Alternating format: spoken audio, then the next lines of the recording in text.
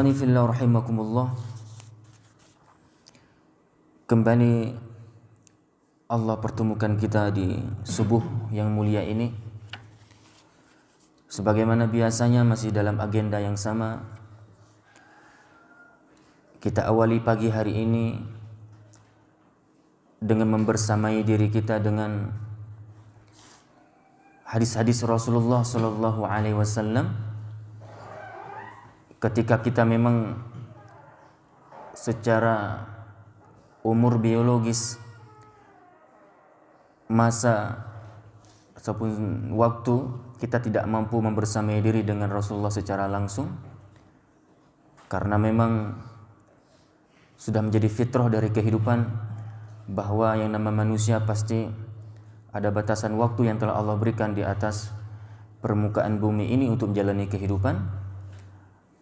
Dan kita sudah ketahui bersama bahwa Rasulullah sudah duluan mendahului kita kembali kepada Allah. Dan juga pastinya kita belum sempat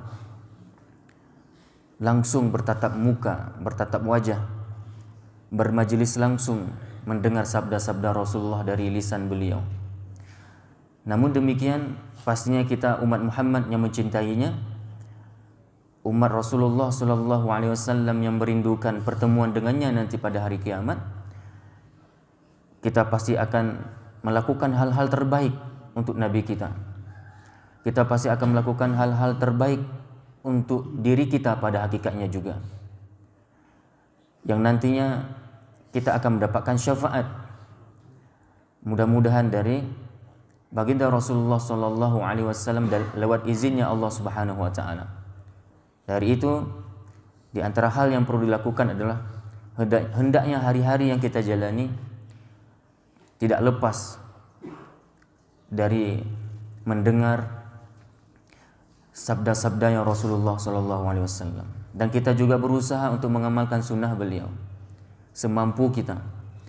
Apabila itu merupakan sunnah yang memiliki hukum derajat wajib, maka kita pun bersegera melakukannya tanpa menunda. Sedangkan kalau memang itu sunnah yang bersifat sunnah yang tidak derajatnya wajib, kita pun juga berusaha untuk melakukannya semampu kita, secara pelan-pelan tanpa harus memaksa diri, namun pastinya lewat kesadaran, lewat sebuah ketekunan jiwa, nantinya kita akan dapat juga membiasakan diri kita untuk mengamalkan sunnah-sunnah tersebut. Walaupun memang bagi orang-orang tertentu perbuatan-perbuatan sunnah ini harus dipaksakan dirinya untuk melakukan. Kalau nggak dipaksakan maka akan luput, akan hilang, dan akan membuat kita nanti malas. Sampai kita kembali kepada Allah belum pun kita mengamalkan ataupun memperbanyak sunnah-sunnah Rasulullah. Bagi orang tertentu memang harus dipaksakan. Namun ada orang tertentu makin dipaksakan, makin pula dia takutnya nanti benci. Dia malah benci, malah menghindari diri dari yang namanya kebaikan-kebaikan, karena seakan-akan kebaikan itu memberatkan. Padahal hakikatnya itu tidak. Kebaikan itu pasti membawa kenikmatan. Maka sebenarnya menjadi orang baik itu adalah sebuah kenikmatan. Menjadi orang baik itu adalah merupakan sebuah kenikmatan yang sangat luar biasa besar. Bahasa lainnya, nikmat jadi orang baik. Sangatlah nikmat jadi orang baik. Maka jangan pernah bosan jadi orang baik. Jangan pernah bosan menjadi orang baik. Teruslah berbuat baik, teruslah menjadi orang baik, sampai kita diberikan balasan dari Allah, oleh Allah dari kebaikan kita. Sampai kita kembali kepada Allah Subhanahu wa taala. Wa'bud rabbaka. Apa kata Allah? Wa'bud rabbaka hatta ya'tiyakal yaqin. Hendaklah kamu beristiqomah dalam tunduk patuh menjalankan perintah Allah. Sampai kapan? Hatta ya'tiyakal yaqin. Sampai datang keyakinan kepadamu. Apa keyakinan di sini? Kematian. Karena itu sesuatu yang harus diyakini benar adanya, pasti Kullu nafsin dha'iqatul maut. Kullu nafsin dha'iqatul maut. Setiap yang bernyawa pasti nantinya akan merasakan kematian. Maka di sini ada siratan makna apa? Ketika Allah perintahkan kepada kita selaku hambanya untuk beribadah kepadanya, ya, beribadah terus menerus sampai kita datang kematian. Maksudnya apa? Istiqomahlah kamu dalam ibadahmu itu, dalam ketakwaanmu itu sampai kamu mati. Dan ini juga tersirat dari Al-Quran surah Ali Imran yang sering dibacakan oleh para khatib di atas mimbar-mimbar Jumat. Ya ayyuhalladzina amanu ittaqullaha haqqa tuqatih. Ya ayyuhalladzina amanu ittaqullaha haqqa tuqatih wa la tamutunna illa wa antum muslimun. Hai orang-orang yang telah beriman kepada Allah, yang telah memurnikan imannya kepada Allah, yang tanpa tercampur sedikit pun dengan kesyirikan.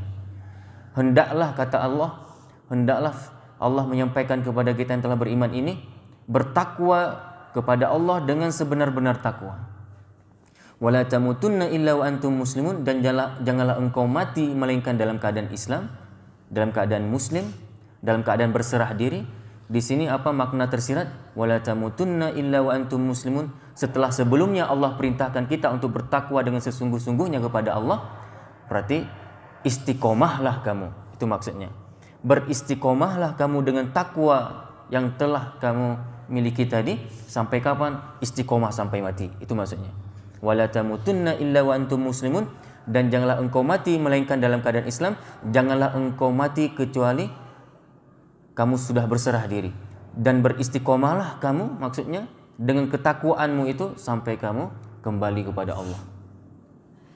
Oleh karena itu perlu kita pahami bersama bahwa istiqomah ini sesuatu yang sangat mahal. Istiqomah ini merupakan sesuatu hal yang sangat berarti. Kenapa kita harus berdoa kepada Allah, ihdinas siratal mustaqim? Padahal jelas kita sudah dalam hidayah Allah. Bukankah kita sudah mendapatkan hidayah dari Allah? Kita sudah mendapatkan hidayatul irsyad, hidayatul bayan. Kita sudah mendapatkan petunjuk dari Allah melalui utusannya yang mulia, yaitu para rasul. Kemudian juga dilanjutkan bayan-bayan ini, irsyad ini oleh para ulama-ulama yang sudah sampai kepada kita sampai hari ini. Al-Quran sudah sempurna juga Allah turunkan, dan kita sudah membacanya. Kita sudah tahu halal dan haram. Bukankah ini kita sudah berada dalam hidayah? Iya, kaum muslimin rahmati Allah, kita sedang berada dalam hidayah Allah. Nah, namun kenapa juga kita harus memohon kepada Allah hidayah? Sedangkan kita sudah mendapatkan hidayah itu. Setiap harinya kita memohon kepada Allah dalam solat kita, ihdinas siratal mustaqim. Ya Allah, tunjukkan kami jalan yang lurus, berikan kami hidayah. Ihdina dari kalimat hidayah, berikan kami petunjuk. Maksudnya apa? Berikan kami hidayah supaya kami senantiasa berada selalu dalam jalan yang lurus. Kenapa harus kita mohon setiap hari? Kita sedang berada dalam hidayah.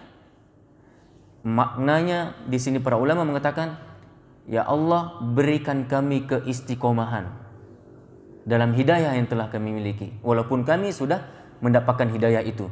Maka kenapa kita selalu diperintahkan untuk membaca surah Al-Fatihah ini dalam solat kita? Kenapa kita juga di luar solat bahkan sangatlah dianjurkan untuk memperbanyak doa? Di antara doa-doa yang harus kita panjatkan kepada Allah adalah yang paling utamalah doa permohonan hidayah.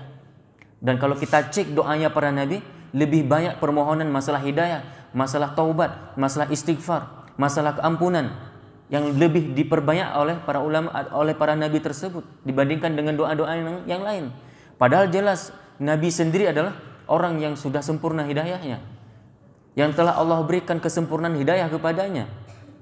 Dan bahkan kita selaku umatnya dituntut, dan ini merupakan sebuah kewajiban bagi kita untuk mengikuti petunjuk yang dibawa oleh nabi. Dan nabi merupakan teladan kita. Namun demikian nabi juga sangatlah sering memohon kepada Allah masalah hidayah. Kenapa bisa demikian? Para ulama menjelaskan karena memang hidayah itu butuh istiqomah. Hidayah itu butuh keistiqomahan. Ada kalanya manusia, na'udzubillah, memang ia sedang berada dalam hidayah. Nanti suatu saat pelan berlalu waktu, dicoba dengan cobaan-cobaan. Apakah itu cobaan yang bersifat duniawiyah ataupun cobaan yang bersifat langsung, bahkan cobaan dalam urusan agama, diejek orang, dicaci maki orang, ya, dihina-hina kita ketika kita di atas kebenaran, dihalang-halangi kita dalam mempraktekkan kebenaran, diusir, bahkan diancam bunuh gara-gara kita memang melakukan sesuatu yang kontradiktif dengan kultural masyarakat yang ada, kontradiktif dengan amalan-amalan mayoritas manusia yang tidak bersumber dari Quran dan Sunnah misalnya. Itu memang sudah menjadi resiko bagi orang yang berada di atas kebenaran. Nah, nanti mereka akan teruji di situ. Apakah mereka tetap istiqomah sampai kembali kepada Allah ataupun malah mereka mundur dari jalan hidayah tersebut. Dan ini ingat, kita belum berakhir. Perjuangan kita belum sampai ke titik finish. Masih berlanjut ini. Dari itu seharusnya lah memang kita harus memperbanyak doa kepada Allah Subhanahu wa taala supaya Allah berikan kepada kita ini keistiqomahan. Dan di antara hal yang paling penting yang harus kita miliki, yang harus kita lakukan supaya hidayah, ketakwaan yang sudah kita miliki ini selalu terawat sampai kita kembali kepadanya, kepada Allah Subhanahu wa taala, ada banyak hal pastinya harus dilakukan, dan di antaranya adalah hendaknya kita membersamai diri kita selalu dengan orang-orang benar, orang-orang soleh. Allah Subhanahu wa taala berfirman, "Ya ayyuhalladzina amanu taqullah." Hai orang-orang yang beriman, bertakwalah kamu kepada Allah. Sama-sama kita perhatikan ayat ini kaum muslimin. Ketika Allah memerintahkan kita untuk bertakwa kepadanya, Allah tidak hanya sekedar memerintahkan titik sampai di situ. Seakan-akan Allah menyampaikan lanjutan ayat berikutnya apa? Ada dan. Kalau memang kamu sudah bertakwa kepadaku wahai hambaku, maka tolong rawat ketakwaanmu itu. Tolong kamu jaga ketakwaanmu itu. Karena kamu belum tentu bisa bertakwa kepadaku sampai kamu mati. Oleh karena itu Allah memberi solusi di ayat selanjutnya ataupun di sambungan ayat berikutnya, yang mana Allah menyatakan, ya ayyuhalladzina amanu taqullaha wa kunu ma'as shadiqin. Dan setelah engkau bertakwa, hendaklah. Di sini fi'il amar, perintah, keharusan. Keharusan apa? Keharusan bagi kita yang telah bertakwa kepada Allah untuk merawat ketakwaan kita. Dalam artian apa? Hendaknya kita dengan ketakwaan ini harus kita istiqomah di atas takwa tersebut. Bagaimana? Wa kunu ma'as shadiqin. Allah kasih solusi, hendaklah kamu membersamai dirimu dengan orang-orang benar. Wa kunu ma'as shadiqin. Hendaklah setelah kamu bertakwa, supaya kamu istiqomah dengan ketakwaanmu itu, kamu membersamai diri dengan orang-orang yang telah bertakwa juga. Wa kunu ma'as shadiqin, orang-orang yang benar. Penting kaum muslimin kalau kita selalu membersamai diri dengan orang benar. Sangatlah penting dalam hidup ini. Dan di antara nikmat juga yang Allah berikan kepada kita adalah ketika kita diperbanyak oleh Allah dalam kehidupan ini teman-teman soleh. Kenapa? Karena orang-orang soleh akan merawat iman kita, akan menjadi penyebab-penyebab nantinya orang-orang yang dapat merawat, memupuk, menyiram, ya, iman kita ini selalu subur. Namun kalau hidup kita ini eksklusif, kalau hidup kita ini sendirian, walaupun kita sudah bertakwa kepada Allah, dikhawatirkan nanti tidak mampu kita mempertahankan ketakwaan ini sampai kita kembali kepada Allah. Saudaraku yang dirahmati Allah Subhanahu wa taala, dari itu kami mengajak dari kami pribadi dan juga para hadirin semuanya, jamaah kajian rutinitas subuh yang dirahmati Allah Subhanahu wa taala, hendaknya kita tidak pernah lewati, janganlah kita pernah lewati hari-hari, melainkan kita isi hari-hari tersebut dengan nilai-nilai takwa, dan kita juga rawat ketakwaan kita tersebut dengan membersamai diri kita dengan orang-orang soleh. Allah Subhanahu wa taala berfirman dalam hal takwa ini, hendaknya kita harus saling tolong menolong dalam menjaga ketakwaan, dalam menghidupkan nilai-nilai takwa dalam kehidupan. Allah menyampaikan dalam surah Al-Maidah di dalam potongan ayat tersebut, ayat kedua ya, Allah berfirman wa ta'awanu 'alal birri wat taqwa. Ya, coba. Di sini Allah perintahkan kepada kita hendaklah kalian, hai orang-orang yang beriman itu, hai orang-orang yang bertakwa, saling tolong-menolong dalam berbuat baik. Saling tolong-menolong dalam bertakwa. Takwa itu harus ada kerjasama. Untuk supaya kita bisa bertakwa, kita harus ada amal jama'i. Harus ada yang namanya komunitas yang solid. Itu. Kalau kita tidak membersamai diri dengan komunitas yang solid, solid di sini apa? Solid imannya, solid kesolehannya, solid ketakwaannya, maka ketakwaan itu akan hilang. Dari itu Allah perintahkan untuk saling tolong menolong supaya kita bisa merawat ketakwaan ini. Wa ta'awanu 'alal birri wat taqwa. Saling tolong menolonglah kamu dalam mengerjakan kebajikan dan dalam takwa. Kemudian Allah Subhanahu wa taala berfirman dalam Quran surat Al-Asr ayat 1 sampai ke 3. Dan pastinya kita semua sudah hafal. Surat yang mana Imam Syafi'i rahimahullah pernah menyampaikan sesuatu tentang ayat ini. Kalau sekiranya Allah cuma menurunkan untuk manusia satu surat ini saja, maka sudah mencukupi mereka. Pastinya Imam Syafi'i ketika menyampaikan seperti itu, ada sesuatu yang tersirat, ada keagungan yang tersimpan di dalam surat ini, ada makna yang sangat dalam yang terdapat dalam surat ini, yang sehingga Imam Syafi'i harus berkata seperti itu. Kalau sekiranya, ya, seandainya Allah cuma menurunkan kepada umat manusia satu surat ini saja, maka sudah cukup bagi mereka. Yang pastinya kita juga harus memahami, mendalami apa yang terkandung dari surat tersebut, yang sehingga Imam Syafi'i harus berkata seperti itu. Saudaraku yang dirahmati Allah Subhanahu wa taala, Allah Subhanahu wa taala berfirman, wal asr, demi waktu, demi masa, ya. Sesungguhnya innal insana lafi khusr. Sesungguhnya manusia itu kebanyakan manusia berada dalam kerugian.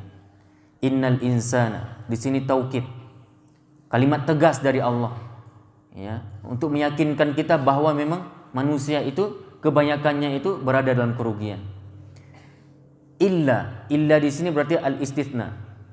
Para ulama ketika menjelaskan ayat ini, ketika Allah bahasakan innal insana lafi khusr, sesungguhnya manusia itu benar-benar kebanyakannya. Dari mana kita bisa tahu ada kalimat banyak manusia rugi, yang merugi? Dalam kaidah bahasa Arab, ketika ada kalimat al-istitsna berikutnya itu berarti kalimat sebelumnya menandakan banyak. Pengecualian pasti menandakan sedikit.